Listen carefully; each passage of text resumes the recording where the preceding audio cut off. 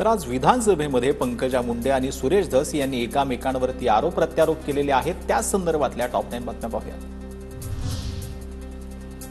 धनंजय मुंडेंच्या राजीनाम्यानंतर अन्न आणि नागरी पुरवठा खातं अजितदादा स्वतःकडेच ठेवणार। पक्षांतर्गत वाद वाढू नये यासाठी अजितदादांचा निर्णय, सूत्रांची माहिती। मी भाजपची राष्ट्रीय नेता असताना सुरेश धसांकडून माझ्यावर थेट आरोप। देवेंद्र फडणवीस आणि बावनकुळेंनी सुरेश धसांना समज द्यावी। सकाळ वृत्तपत्राला दिलेल्या मुलाखतीत पंकजा मुंडेंचं वक्तव्य।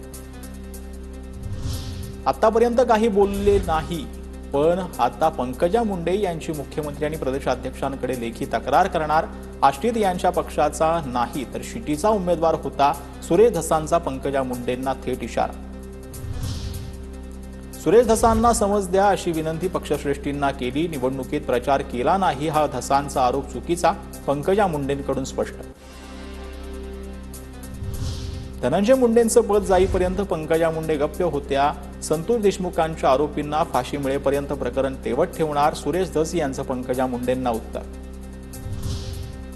हिवाळी अधिवेशनात फडणवीसांनी शब्द दिलेला असतानाही फायर फीडचा विषय पेटता का ठेवला? बीड हत्या प्रकरणावरून पंकजा मुंडेंचा सवाल। भूतप्रमुखासाठी मी प्रकरण तेवत ठेवलं आणि आरोपींना फाशी मिळेपर्यंत प्रकरण तेवत ठेवणार, सुरेश धस यांची प्रतिक्रिया।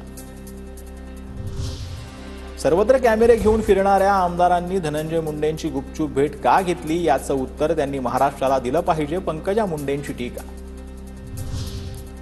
मी कॅमेरे घेऊन जात नव्हतो, कॅमेरे माझ्या मागे येतात, पंकजा मुंडेंच्या टीकेनंतर सुरेश धस यांचं प्रत्युत्तर।